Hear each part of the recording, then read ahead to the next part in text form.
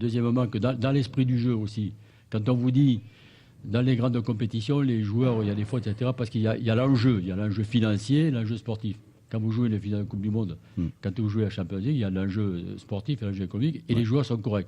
Alors, ça veut dire que dans la tête, si on veut vraiment être un joueur de haut niveau, je dis ça parce que c'est peut-être sur le plan de l'éducation et de la formation, je fais la transition, un des éléments qui a travaillé l'état d'esprit des joueurs, l'état d'esprit des éducateurs. Ouais. Et d'ailleurs, on va revenir on va passer à l'enjeu financier, non? Ouais, non, l'enjeu financier, c'est les conseils pour les achats, justement. Voilà. C'est un enjeu financier pour notre station radio aussi. Et le Flash Info, on se retrouve tout de suite après. Ils font le petit match. Alors là, bon, l'entraîneur, il appelle... Mais de plus en plus, quand même... Il appelle les gardiens. De plus en plus, mais sinon, ils ont un entraînement à part. De plus en plus, on les met quand même dans le jeu, en particulier depuis qu'il y a eu la règle sur la passe en retrait. Oui. Parce que s'il a un pied qui est de travers... Les qualités mentales, c'est ça. C'est le plus important. C'est un facteur... Parce qu'on peut avoir un joueur qui est bon dans son club, mais il n'a pas la classe internationale. Donc il faut chercher des joueurs qui ont la classe internationale. Je crois la majorité, ils commencent à confirmer. Mais le plus important, il faut travailler sur la cohésion, c'est-à-dire la compatibilité entre les joueurs et les postes. Là, pour créer des automatismes. Durée moyenne de vie d'un entraîneur. C'est bon, il est important cet éclaircissement, parce que en fait, les gens ils disent... Ils pensent que la DTN coiffe tout. Oui, mais l'équipe nationale A, elle est à part. Elle est indépendante. Elle a un statut particulier, elle est indépendante. Et comme la DTN, c'est le développement. Oui. Donc la promotion, c'est développer. Par contre, de la base jusqu'au... Par contre, le DTN, en l'occurrence Nasser, a le regard sur toutes les autres sélections, jusqu'à l'équipe olympique. Oui. Voilà. Bien sûr. Ça c'est clair parce que après, il peut être consultatif pour le reste, pour l'équipe A. Si l'équipe A veut le consulter, d'accord. Parce qu'il faut qu'il y ait un fil conducteur depuis la première sélection jusqu'à l'équipe olympique. C'est sûr. Parce que entre parenthèses, l'autre jour il y a eu une émission quand vous avez parlé de l'équipe de Manabicha où il a été dit on réussira quand l'entraîneur de l'équipe des 17 ans ira jusqu'à l'équipe A. Il n'y a aucun pays où l'entraîneur des 17 ans va à l'équipe A. Il n'y a aucun pays. Généralement, en Italie, à un certain moment, l'entraîneur des espoirs prenait l'équipe A. C'est ce que j'allais dire. Les Maldini et compagnie. C'est pas pareil, mais c'est normal, parce que, comme ça a été Raymond Domenech en France, pourquoi? Parce que l'entraîneur des espoirs... Comme Domenech en France, par exemple. L'entraîneur des espoirs, qui reste entraîneur des espoirs pendant un certain temps, il voit passer des générations de joueurs qui démarrent en professionnel. Donc il connaît les professionnels. Donc après, mais c'est pas celui des 17 ans qui prend l'équipe. Ah non. Dabrowski, il n'est pas passé par les 17 ans. Mais d'abord parce qu'on peut avoir un bon profil pour être bon avec les sélections de jeunes et pas. C'est comme il y a des gens qui sont bons formateurs avec les jeunes et qui ne sont pas bons avec l'équipe professionnelle. Pas bon, c'est pas le terme, mais le message ne passe pas, c'est pas leur truc, etc. Oui, je me souviens, on s'est peut-être mal expliqué. C'est-à-dire en fait, il y a deux voies, c'est-à-dire soit la voie à la promotion interne fédérale, c'est-à-dire l'entraîneur fédéral qui monte, comme les cas de Maldini, les cas de Vicini et tout ça. Olympique, à partir des soit le secteur privé entre guillemets, tu vois. Oui, tout à fait. T'appelles. En tous les cas, nous sommes dans une configuration extraordinaire, dans la mesure où, dans ce pays, il n'y a jamais eu de DTN. Il n'y a pas d'histoire, de longue histoire de la direction technique nationale. Il n'y a pas eu de DTN, il y a eu des CCT, mon cher ami. Tu as eu des sélectionneurs. Non, écoute mon petit, lorsque le Maroc a été champion d'Afrique en 1976, il y avait une CCT qui était présidée par Abdelkrim Ben Slimane. Absolument, il y avait une commission technique, mais présidée par... Et modestement, elle était élargie aussi à quelques journalistes. Des dirigeants, oui, mais je sais. Je ne dirais pas qui. On a vécu tout ça. Et l'expérience de la DTN, elle est tout à fait récente et elle est née pratiquement l'idée de la DTN qui n'a pas réussi, c'est les années 90 et aujourd'hui on a des structures. Avant elle existait. Hassan Freoui n'était pas directeur technique. Oui, mais Driss Bamous aussi, je peux te citer des noms. Ça existait. Slimani à un moment, même le problème, c'est que notre ami aussi a été DTN à un moment. On se perd en chemin, c'est ça. Mais DTN, c'est la personne physique, mais c'est pas la structure. Alors qu'aujourd'hui, tu as une structure. Tu as partout des structures qui sont... Le problème de Rachid et de Fatih Jamel, qui avait un profil pour être des bons DTN, entre parenthèses, c'est qu'en même temps, on leur a donné la responsabilité d'une sélection. Donc, à partir du moment où vous avez une sélection, vous focalisez sur votre sélection. parce qu'il faut la préparer. C'est sûr. Donc vous laissez de côté certaines choses. Moi, là, en France, Aimé Jacquet, à un moment donné, m'a demandé d'arrêter les sélections, parce qu'il me dit on a de plus en plus de travail au niveau de l'ADTN, je voudrais que tu arrêtes les sélections, parce que j'avais fait pendant 20 ans toutes les sélections de jeunes. Je dis ça pour quelqu'un qui avait dit que j'étais un administratif de l'ADTN, et j'ai dû faire près de 300 matchs sur le banc de touche. Ouais, on lui fait un coucou, il nous écoute. Des moins de 16 et moins de 21 ans. J'ai eu Didier Deschamps, de Sailly, Manuel Petit, bon point, Zidane. Parenthèse. C'est vrai, ils ont dit c'est un bon administratif. Mais... Jean-Pierre, il s'y connaît très bien en papier, en photocopie. Ouais. Mais si les gens connaissaient véritablement la fonction de DTN, ils s'apercevraient que la partie administrative est extrêmement importante. Ouais. C'était une parenthèse. Mais bon, c'est pas grave. Ah non, je vais vous dire. Non, il en a vu d'autres. On est en train de construire. C'est pas pour rien que. Oui, ce que je veux dire, c'est que Fatih Jamel, comme Taoussi, qui avait un bon profil pour être DTN, avait une sélection. À partir d'un moment, donc par exemple, il ne pouvait pas, sur la formation de cadre, etc., intervenir. Bon, c'est sûr. Il y a M. Souleymani qui a été DTN aussi. Qui était, mais l'expérience la plus intéressante dans l'histoire de l'ADN, c'est Driss Bermousse, Henri Michel en face. Et c'est là où ça posait problème. Ouais. 2 grands joueurs, anciens grands joueurs, 2 techniciens, qui maîtrisent. Driss Bermousse est passé par la présidence de la fédération. Un jour, en 98, il devient directeur technique. Alors, rôle de direction technique, personne physique, parce que c'est ingéré dans les affaires de l'entraîneur, du sélectionneur, ou alors... Finalement, on s'est rendu compte que seul l'entraîneur devait s'occuper de l'équipe en 98 et on a tranché pour Henri Michel, beaucoup plus que pour Driss Bermousse, malgré son passé, malgré ses compétences. Non, ce qu'il ne faut surtout pas, c'est que les gens entrent en conflit l'un par rapport à l'autre. C'est ça qui est important. Ce sont des fonctions qui doivent se compléter. C'est-à-dire que dans l'organisation du football national, il y a quelqu'un qui est responsable de l'élite actuelle, qui doit l'amener. C'est une compétition, c'est par rapport à une compétition. D'ailleurs, son contrat, il est fait par rapport à ça. Et l'autre qui présente au président de la fédération un plan d'action pour amener le football national pour assurer le renouveau, la continuité et le renouveau. Parce que c'est ça, un pays est performant dans le football quand il est performant dans la répétition des résultats. Oui. C'est ça le problème. Il faut prouver combien de fois, sur un certain nombre d'années, on est présent dans les grandes compétitions. C'est ça. Et malheureusement, quand on regarde... Moi, je prends deux points de repère sur le football marocain. Ça, avec un esprit critique, au bon sens du terme. Quand on me dit, oui, mais si, et là, j'ai d'écouter. Quand est-ce que le Maroc a participé à une Coupe du Monde ? En 98. La prochaine, c'est quand ? 2018. Oui. En espérant qu'on va y aller. Donc, ça fait 20 ans. 20 ans, c'est beaucoup. Si vous n'y allez pas, ça fait 24 ans, parce que ça marche tous les 4 ans.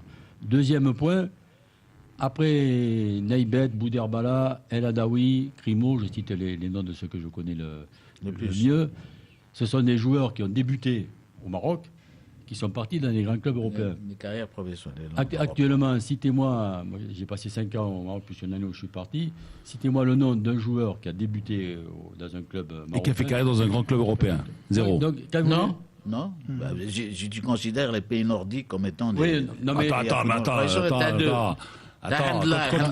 Quand tu joues en Norvège, c'est pas comme quand tu joues au Deportivo Sporting de Lisbonne tu rigoles ou quoi ? Donc, quand vous savez que tous les clubs européens sont sur toute l'Afrique et toute l'Asie pour prendre les joueurs, donc si on veut être objectif, Coupe du Monde, ça fera 20 ans. Les joueurs, depuis Naïbet, peut-être le dernier... il y a eu une flopée. Alors à l'époque, c'était une dizaine de joueurs. Donc, oui, c'est ce que tu veux dire, toi, c'est-à-dire où sont les Naïbet ? Oui, mais ça veut dire qu'on travaille pas. Où sont les Bassir, tu comprends ? Bouderbala, Zaki, Bouderbala, tout ça, tu remontes le temps, tu comprends ? Pour répondre... Maintenant, qu'est-ce qu'ils font ? Ils vont jouer au golf ? Ils vont jouer à Chypre ? Ils vont jouer en Norvège ? Non, mais attendez, les gars, il ne faut pas qu'on... Peut-être qu'il y aurait moins... C'est peut-être là où le bas blesse aussi. Hein. Bien sûr. C'est ça aussi. Si on veut mettre le doigt sur les choses, c'est ça. C'est-à-dire les résultats internationaux et les joueurs qui partent. Donc, qu'est-ce que ça veut dire ? On travaille pas... Et après, on dit, mais il est obligé de rappeler les gars qui sont nés en France ou en Belgique ou en Hollande.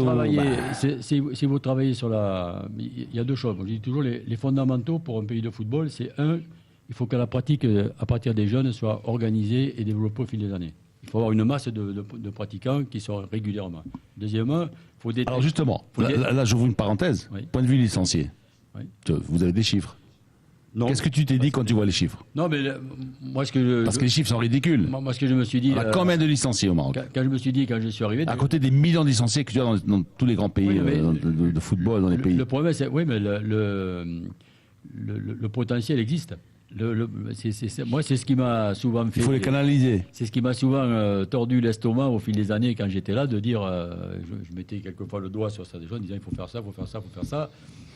C'était pas la priorité du moment, mais là maintenant, je pense que maintenant, on arrête de rigoler. Maintenant, le nouveau président a l'air très ouvert à ça. C'est pour ça que si on a une partie du développement des pratiques, on va faire pendant la Coupe un peu la Coupe du Monde des clubs, et surtout la Coupe d'Afrique.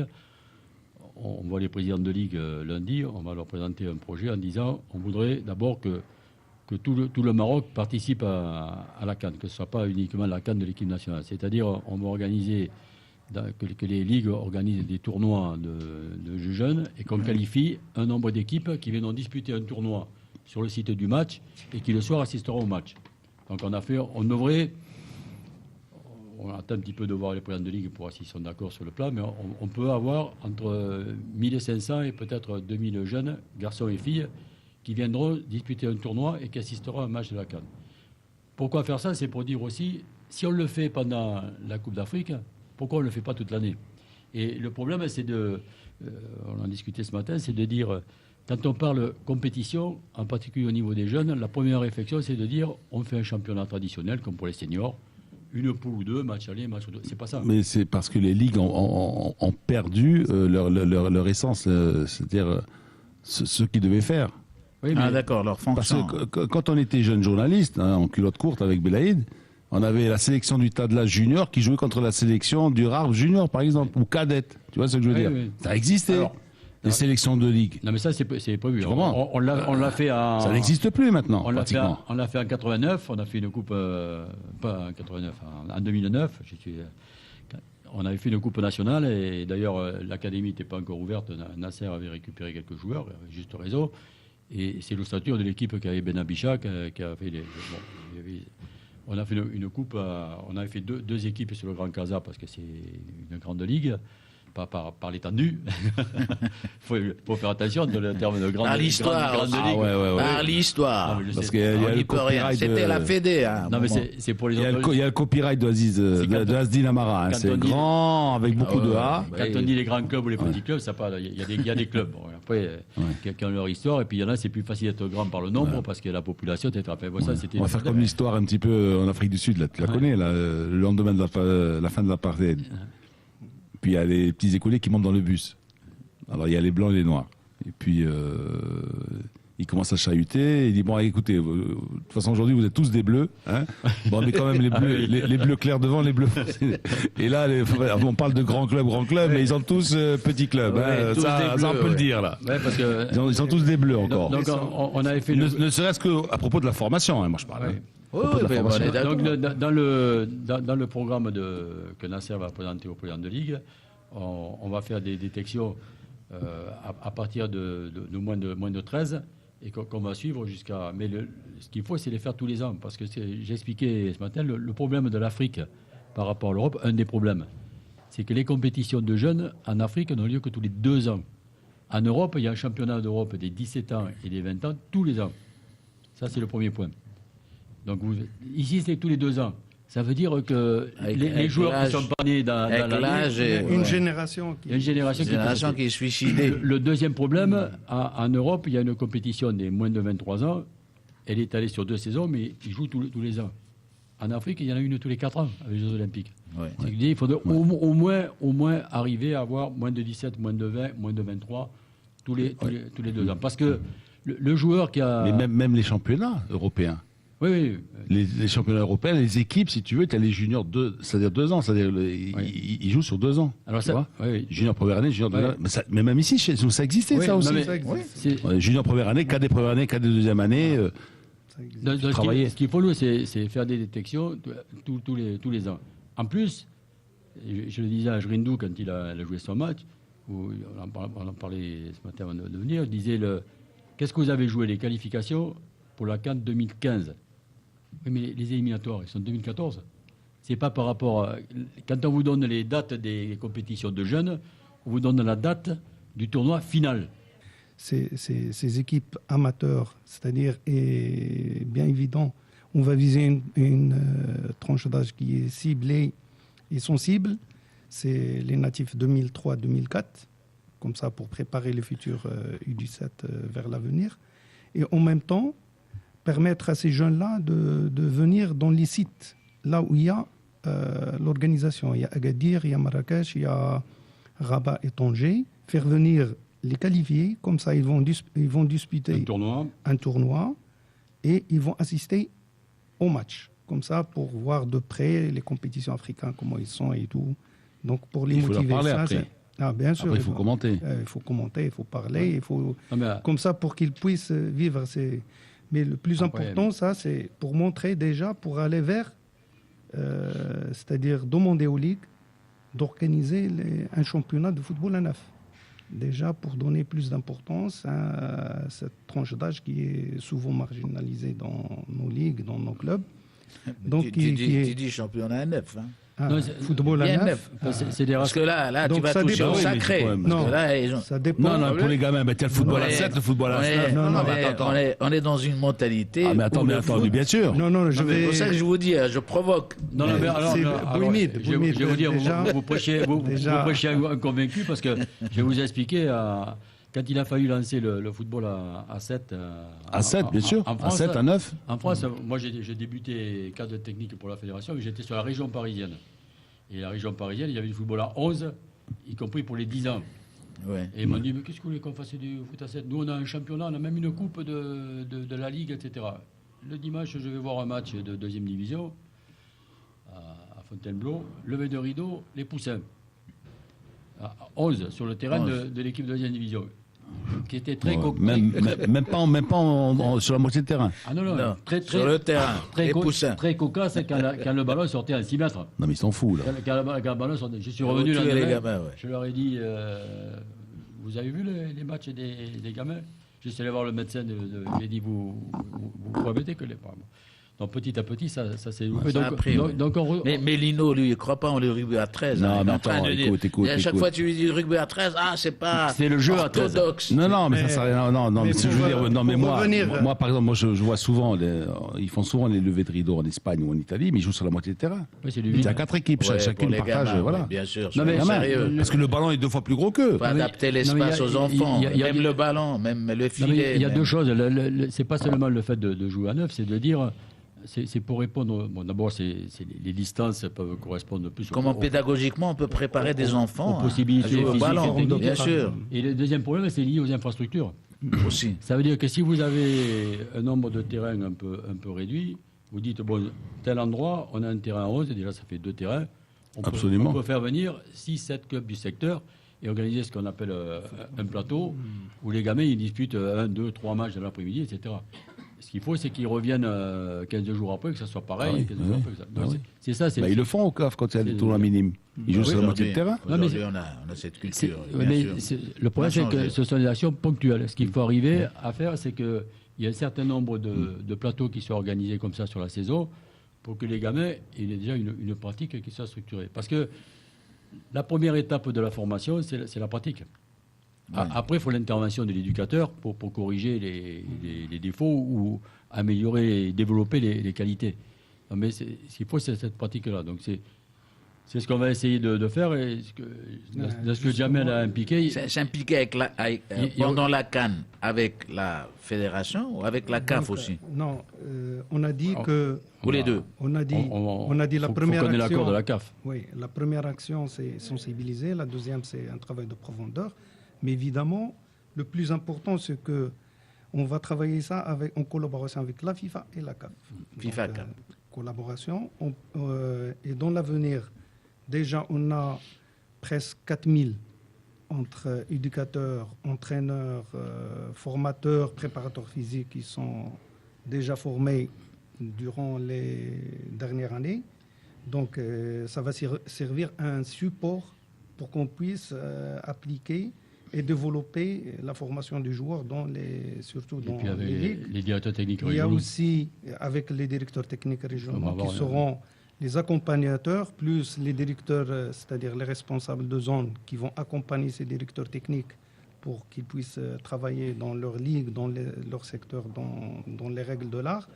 Il y a aussi, ce qui est important, c'est la mise en disposition d'un nombre très important de terrains qui va être, c'est-à-dire dans le plan du réparti en fonction des régions, à raison de 7 à 9 terrains par chaque région, et peut-être la possibilité de donner à chaque ligue 1 ou 2 terrains pour qu'on puisse développer ces pratiques. C'est très important.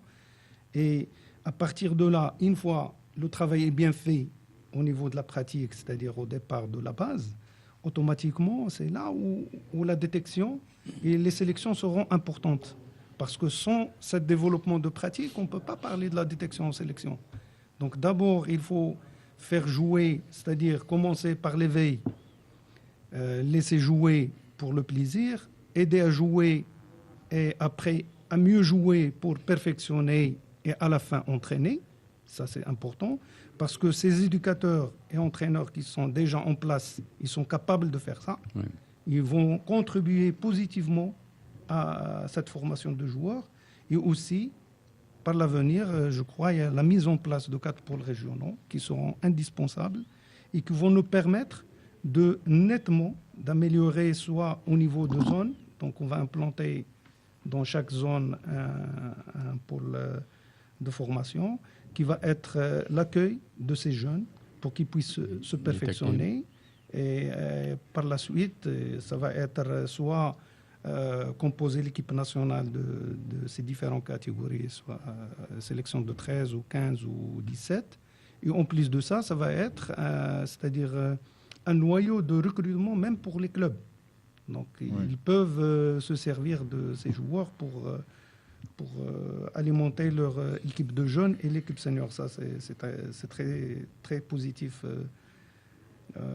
en ce sens. Donc déjà le travail va commencer. Il y a aussi quel pourcentage de succès de ce projet qui est merveilleux, qui est beau, si les conditions répondent. Si les ligues répondent à la demande, on devrait arriver sur l'ensemble de la compétition à rassembler sur l'ensemble 1500 jeunes. 1500 jeunes. Peut-être jusqu'à 2000, on va voir avec le. 2000. Mais ce qui 1500 qui viendront sur les sites pour jouer ces tournois et puis voir les matchs. Mais ce qui va être important, garçons et filles. Hein. Il y a une journée réservée aux filles. Parce qu'on veut travailler sur le football féminin. Donc, sur le développement de la pratique, il y a ce problème-là. Et puis, on doit prendre contact avec le ministère des Sports par rapport au tournoi national des quartiers. Ouais. Pour essayer d'avoir une action commune, ministère des Sports et fédération. Parce que dans les quartiers, c'est là où il y a le vivier peut-être le plus important. Ouais. Donc on va mener une action avec les ligues par rapport au club. Il y a aussi les notions de Doha. Une action nous on en a passé en revue à peu près 1200, 1300 sur 4 provinces. Hein. Voilà.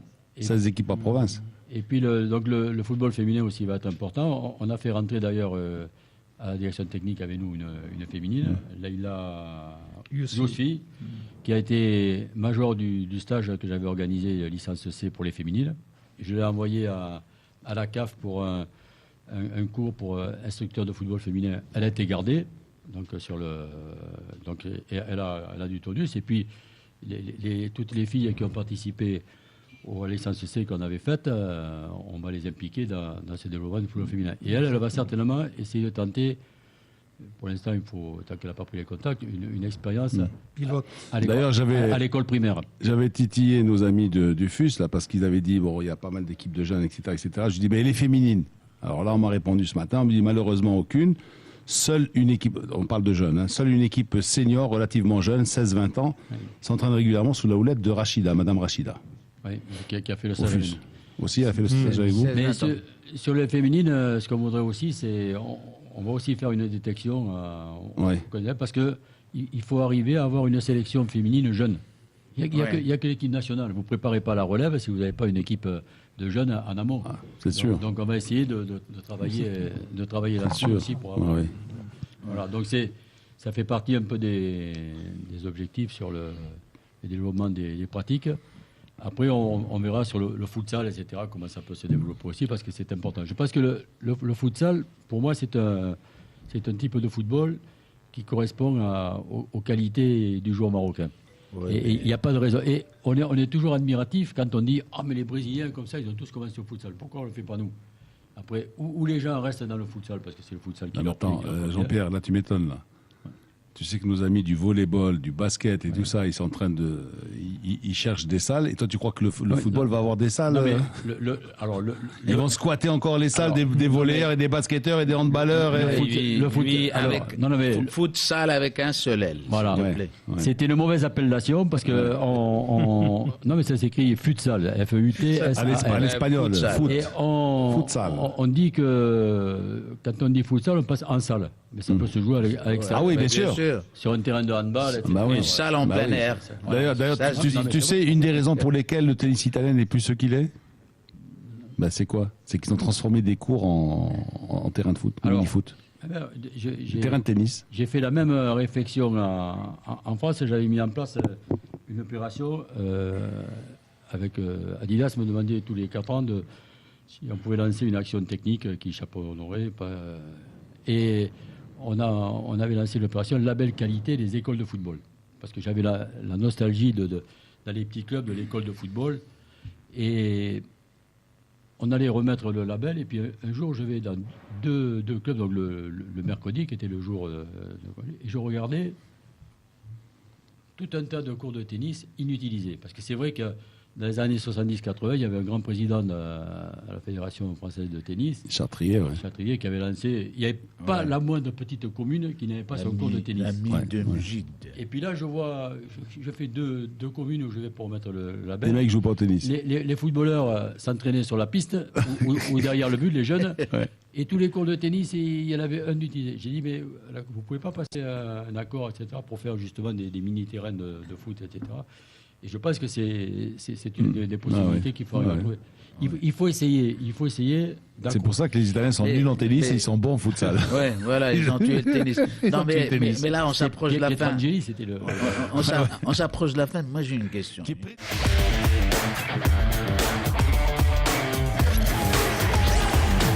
Radio Max, la radio du sport et de la musique.